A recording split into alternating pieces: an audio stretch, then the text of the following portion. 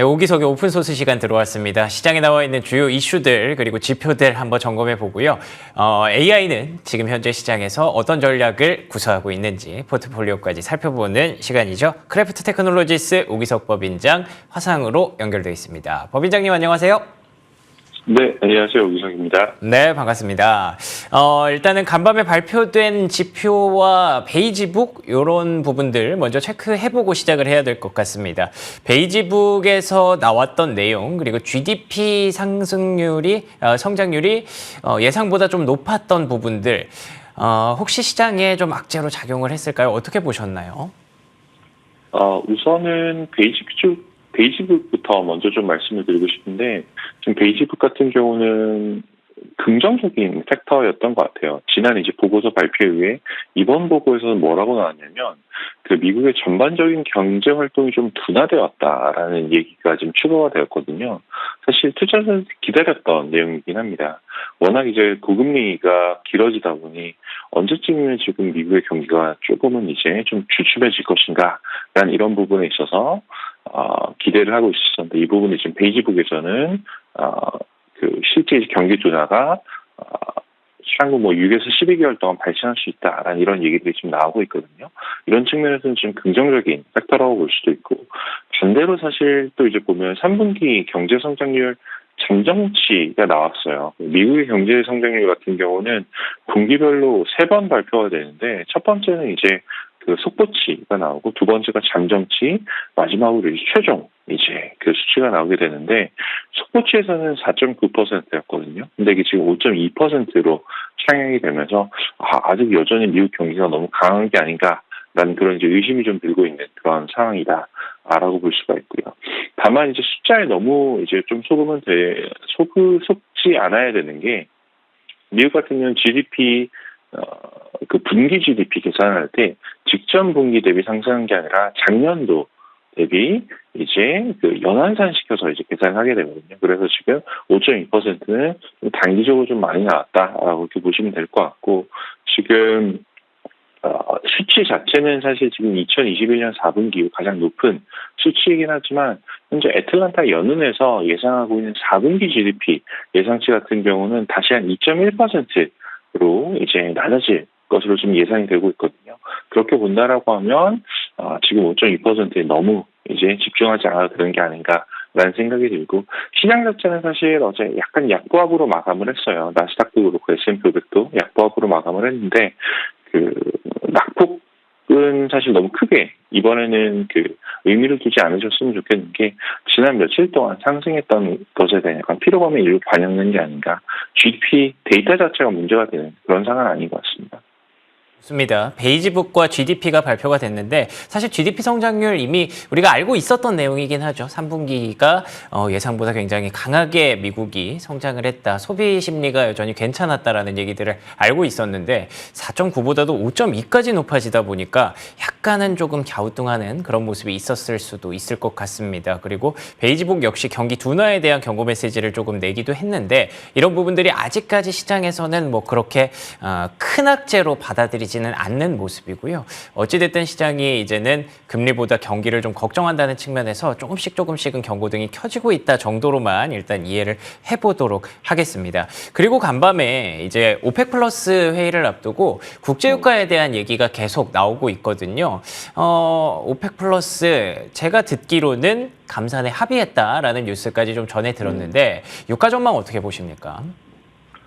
감산에 합의했다라고 하면 사실 불확실성은 어느 정도 해소가 되어 가지 않나라는 생각이 들고, 유가 사실 패턴만 보면 올해 아마 9월이었던 것 같아요. 9월에 90불을 넘어갔던 유가가 지금 제일 낮았을 때는 75불까지 내려왔다가 지금 70불 후반에 형성이 되고 있는데, 우선 현재로만 놓고 보면 이제 고점 대비 하락폭이 한 30%까지 거의 갔었거든요.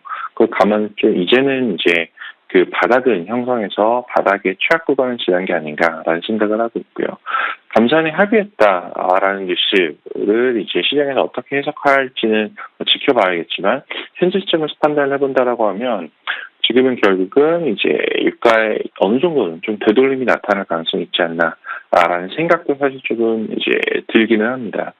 사실 오펙 플러스 기준으로는 이제 감산을 더 유지해야 될 요인이 사실 더 높아요. 결국은 이제 그 매출이라고 하면 양과 가격의 곱으로 이제 계산이 되는데 유가 같은 경우는 사실 이제 가격이 움직인다고 하더라도 그 전체적인 양이 그만큼 변하진 않거든요. 사실 그래서 그 가격을 조금 더 높게 형성을 하고 생산량을 이제 조금은 덜 가져가는 게 훨씬 더 사실 오펙 플러스 국가들 입장에서는 유리한 경우도 훨씬 더 많습니다. 그리고 특히 이제 지금 최대 원유 생산국 중에 하나인 사우디 같은 경우는 아람코가 지금 상장이 돼 있거든요. 그래서 상장이 돼 있는 기업이다 보니 사실 유가에 더 민감할 수밖에 없고요. 그리고 러시아 같은 경우도 지금 사실 여러 가지 상황에서 여전히 지금 이제 자금을 벌어들이는 수단 중에 하나가 중동을 통한 이제 원유 수출이 되는데 그 부분에서도 유가가 사실 상방으로 형성이 돼야 될 다양한 이유들이 사실 존재하고 있습니다. 지금 오펙 같은 경우가 뭐 여러 가지 이제 그 단계들을 거쳐서 감산을 해왔는데 그 세계 수요의 한 5% 정도, 한 500만 준 배럴 정도를 지금 줄여왔거든요. 그 과거와 비교를 한다라고 하면은 뭐 이런 부분이 앞으로도 좀 더 지속이 될 가능성이 높다. 다양한 이제 그 노이즈들이 좀 지속될 가능성이 높다라고 하면 유가는 좀 전에 말씀드렸던 것처럼 지금은 이제 어느 정도 바닥 형성하고 위로 올라갈 가능성이 있지 않나. 특히 이제 계절적인 수요가 이제 강하게 나타날 수밖에 없는 이제 겨울이 다가왔거든요. 그렇기 때문에 앞으로 연말 혹은 연초까지는 지금 유가가 추가 하락할 가능성은 제한적이지 않나라는 생각이 좀 듭니다. 좋습니다. 유가가 최근에 좀 많이 내려온 부분이 있었기 때문에 이번 오펙 플러스가 정말로 감산에 도장을 찍는다면 지금 현재 월스트리트 저널에서 추가 감산을 검토한다는 얘기까지만 확인이 되고 있는데 거의 뭐 가능성이 높아 보이죠. 그렇게 된다면 유가가 다시 한번 상방 쪽으로 이동할 가능성이 좀 있겠죠. 이게 유가가 오르면 뭐 사실 시장에 꼭 좋은 것만은 아니지만 그래도 경기 둔화 압박을 조금은 떨쳐낼 수 있다는 측면에서 긍정적으로도 해석할 수 있는 부분이라서 시장의 흐름과 연결해서 같이 봐야 될 필요가 있을 것 같습니다. 자, 그리고 많은 분들이 좀 지금 채팅창에서도 2차 전지주 얘기도 많이 하고 계신데 테슬라가 간밤에 좀 약세를 보였습니다. 사이버 트럭 공개를 앞두고 여러 가지 얘기들이 나오고 있는 상황인데요. 법인장님께서는 테슬라 주가는 좀 어떻게 보고 계세요? 테슬라 주가는 어제 일부 좀 약세를 보였던 건 나머지 기술주들하고 좀 비슷한 이야기였던 것 같아요. 결국은 GDP 데이터 때문에 혹시라도 이제 금리 인하가 조금은 미뤄지지 않을까라는 그런 우려가 반영이 된 게 아닌가라는 생각이 들고요. 다만 이제 좀 전에 말씀해 주셨던 그 테슬라의 사이버 트럭 같은 경우는 개인적으로는 테슬라가 굉장히 중요한 호재다라고 이제 생각을 하고 있는데 그 뭐 사이버 트럭 관련해서 여러 가지 이야기들이 많았었죠. 머스크 같은 경우는 개인적으로 이제 사이버 트럭 관련해서 생산 악몽이다라고 이제 얘기할 정도로 그 양산화 과정이 쉽지 않다라는 걸 표현하기도 했었거든요. 그리고 사실 그 인도 지금 주문 수량이 제가 알고 있는 걸로 한 200만 대 정도 되는데 그 주문 시점에 대해서는 이제 확정적인 답을 내놓지 못하는 상황이죠. 다만 이제 그 조만간 이제 실물 이제 그 사이버 트럭들이 인도가 될 예정인데 지금 사이버 트럭 같은 경우는 미국 내로 보면은 이제 픽업 트럭의 카테고리에 속하게 되거든요. 지금 미국에서 작년 1년 동안 가장 많이 팔린 차 1, 2, 3등을 되면 세 대가 다 이제 픽업 트럭이에요. 한국이나 나머지 시장과는 다르게 미국 같은 경우는 픽업 트럭에 대한 수요가 굉장히 많습니다. 그 생활 문화에 따라서 이제 그렇게 형성이 돼 있는데 지금 테슬라 같은 경우는 세단 그리고 SUV까지만 가지고 있던 게 이제 사이버 트럭을 통해서 그 픽업 트럭까지 진출을 하게 되는 거거든요. 그래서 사실 뭐 조금 전에 말씀드렸던 상위 3개 모델 같은 경우는 작년 1년 동안 인도량 혹은 생산량 기준으로 보면 165만 대가 가까이 팔렸어요. 그래서 엄청난 규모의 수요를 자랑하는 시장이고 테슬라 입장에서는 결국은 이제 계속 시장의 점유율을 올려나가야 되는 그런 상황에 처해 있는데 점유율을 올려나가기에 굉장히 좋은 세그먼트가 픽업 트럭 세그먼트가 아닌가라는 생각을 하고 있습니다. 그래서 뭐 이렇게 본다라고 하면 지금 단기적인 주가 악재가 그렇게 큰 이제 그 우려사항은 아니다라고 생각하고 있고 사이버 트럭의 인도 혹은 양산 과정에 따라서 테슬라의 주가가 조금 더 이제 펀더멘탈 기준으로 움직일 가능성이 크지 않을까라는 생각이 듭니다. 좋습니다. 참 말도 많고 탈도 많은 사이버 트럭이죠. 이제 진짜 뭐 공개는 이미 됐었고 이제 인도가 되기 일보 직전인 상황인데 인도 되고 나서 뭔가 후기도 좀 궁금하고요. 유튜브에서 많이 뜨지 않을까라는 생각이 들어서 개인적으로도 기대감을 갖고 지켜보고는 있습니다만 주가 얘기는 또 다를 수 있는 문제이기 때문에 여러 가지 논란에 테슬라가 어떻게 대응할지 앞으로 사이버 트럭과 함께 다시 한번 주가가 비상할 수 있을지 조금 더 시계를 길게 두고 지켜보도록 하겠습니다. 자, 그리고 이어서 저는 좀 놀란 게 골드만삭스에서 국내 주식을 콕 집어서 내년에 주목해야 할 나라, 국가로 집었다고 얘기를 들었어요. 여러 가지 이유가 있던데 어떤 부분들 덕분에 이렇게 매력을 좀 느꼈을까요? 네, 사실 골드만삭스도 지금 한국 시장을 좋게 생각하는 것도 있고, 그 전에 제가 하나만 더 말씀드리면, 이번 주에 이제 블룸버그하고 같이 하는 행사가 있어서 다녀왔었는데, 거기서도 지금 블룸버그의 그 전략가, 외환 전략가가 이제 스테판 추라는 분이 이제 말씀을 했던 게, 내년도 여러 가지 이제 국가 경제 중에서 주목해야 될 부분의 하나가 한국이다라고 사실 찝어서 얘기를 좀 해줬어요. 내용 자체 사실 골드만의 내용과 좀 비슷합니다. 여러 가지 근거를 좀 골드만에서 들고 있는데, 첫 번째 중에 하나는 이제 그 내년도에 이제 경기가 여러 가지 측면에 봤을 때 이제 미국의 기준금리들이 내려가면서 조금은 이제 이머징 마켓 숨통이 트이지 않겠느냐라는 그런 분위기. 첫 번째가 있고요. 두 번째로 사실 이제 미국 같은 경우는 이게 경기 침체 구간으로 들어가고 있긴 하지만 사실 한국과 근접한 중국 같은 경우는 지금 사실 경기가 바닥을 찍고 돌아올 수 있다라는 이야기들이 지금 나오고 있거든요. 중국 정부의 정책적인 그런 이제 드라이브도 지금 나오고 있는 상태고요. 그리고 또 하나는 이제 반도체.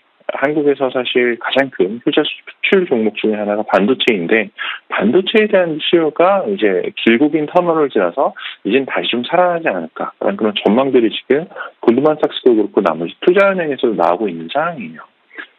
지금 이제 수요가 다시 한 번 더 살아날 가능성이 있다라는 측면들을 봤을 때 지금 이제 골드만삭스에서 내년 한국을 좋은 투자처로 삼고 있는 것 같고, 여기에 사실 하나 더 나온 것 중에 하나가 공매도 금지 관련한 이제 현재 한국에서 일어나고 있는 정책들이 있는데, 지금 과거 여러 가지 이제 그 역사적인 이제 실제 그 반응을 봤을 때 공매도 금지가 일어나고 난 이후에 한 1년 정도는 사실 이제 시장이 한 10% 가까이 상승한 경향성을 보였다라는 것 역시도 골드만삭스에서 내년도 한국 시장을 좋게 생각하는 원인 중에 하나입니다. 내년 6월 말까지는 지금 이제 공매도 금지가 이어질 예정이기 때문에 그렇고, 여기서 또 재밌는 것 중에 하나가 방산업에 대한 이제 이야기도 굉장히 많이 했어요. 골드만삭스가 방산업 같은 경우는 내년도에도 사실 지정학적 리스크는 이어질 가능성이 높다. 특히 뭐 지금 이스라엘 하마스 그리고 우크라이나와 러시아의 긴장 사태, 그리고 사실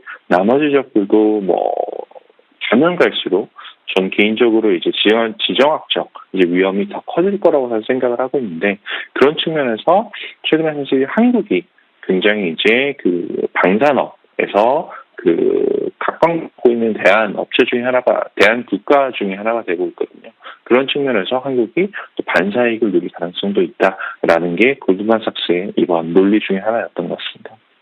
듣고 나니까 정말 국내 주식에 대한 메리트가 충분히 반영될 만하네요. 내년에 만약에 금리가 인하된다면 신흥국 쪽으로 좀 매기가 쏠릴 수 있다는 가능성, 그리고 세계 기술적인 부분에서는 반도체, 그리고 지정학적 불확실성에서는 방산, 거기다가 공매도까지 좀 금지가 되어 있다고 하니까 국내 증시 내년에는 좀 날개를 펼 수 있기를 기대해 보겠습니다. 자, 그러면 마지막으로 법인장님 보고 계신 AI의 전략 궁금한데요. 지금 어떤 위험도로 보고 있는지 궁금하네요. 네, 사실 오늘이 굉장히 중요한 날 중에 하나인 게 뭐 AI 관련해서 보통 챗GPT 많이 얘기하시잖아요. 오늘이 사실 챗GPT3가 나온 지 딱 1년 되는 날이에요. 미국 시간 기준으로 보면 아직 몇 시간 남긴 했지만, 그래서 뭐 그 사이에 다양한 이제 AI들이 활용이 되고 있는데, 저희 회사 기준으로 보면 지금 AI 리스크 인디케이터라고 시장의 하락 위험을 예측하는 AI 모델이 저희 홈페이지 통해서 지금 무료로 공개가 되고 있는데, 지금 이 모델 같은 경우는 지난 4주 연속, 이번 주 포함해서 4주 연속 어떤 시간에 나왔냐 보면 숫자 0이 나왔어요. 이 0이라는 게 뭐냐면 미국 주식에 투자할 때 가져가야 되는 현금 비중을 의미를 합니다. 그러니까 0이라고 하면 지금 미국 시장에 투자하고 있는 고객들이라고 하면 굳이 현금을 투자할 이유가 하나도 없다라는 거예요. 현금으로 갈아탈 이유가 없다. 그래서 산타레에 대한 가능성을 좀 얘기를 하고 있고 여러 가지 데이터를 바탕으로 근거를 들고 있기는 한데 그 중에 하나는 이번 베이지북에서 나왔지만 여러 가지 노동시장에 대한 데이터들 같은 경우가 조금 둔화되고 있다라는 점도 저희 AI 모델에서 중요하게 보고 있는 이제 포인트 중에 하나고요. 또 하나는 지금 미국의 제조업 PMI 같은 경우도 사실 약간 이제는 좀 둔화된 그런 모습들이 발견이 되고 있어요. 지표상으로. 그런 것 역시도 저희 AI 모델이 현재 지금 캐치하고 있는 이제 중요한 변화 중에 하나다라고 이제 말씀드리고 싶고 또 사실 이제 지난밤에 어떤 발언이 나왔었냐면 그 대표적인 이제 그 연준의 매파적인 위원이었던 크리스토퍼 윌러 연준 이사 같은 경우가 현재 통화 정책 수준이 물가를 낮추기에 적절하다.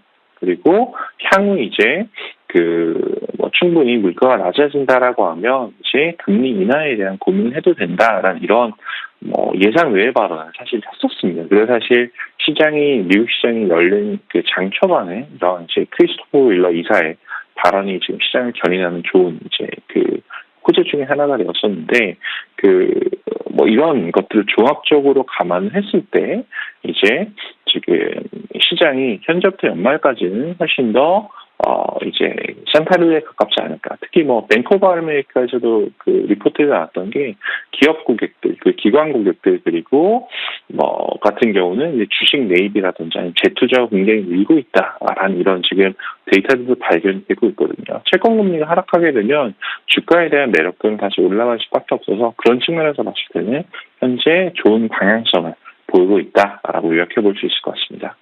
좋습니다. 4주 연속 상승한 이후에 사실 지수의 탄력은 좀 약해진 건 사실인데 말씀해 주신 대로 리스크 지표가 계속해서 0을 기록하고 있기 때문에 과연 정말 뉴욕 증시의 랠리가 잠깐 숨 참고 다시 한번 시작될지 연말까지 긍정적인 기대감 유지해 보도록 하겠습니다. 지금까지 크래프트 테크놀로지스 오기석 법인장과 얘기 나눠봤습니다. 법인장님, 오늘도 좋은 말씀 고맙습니다. 네, 감사합니다.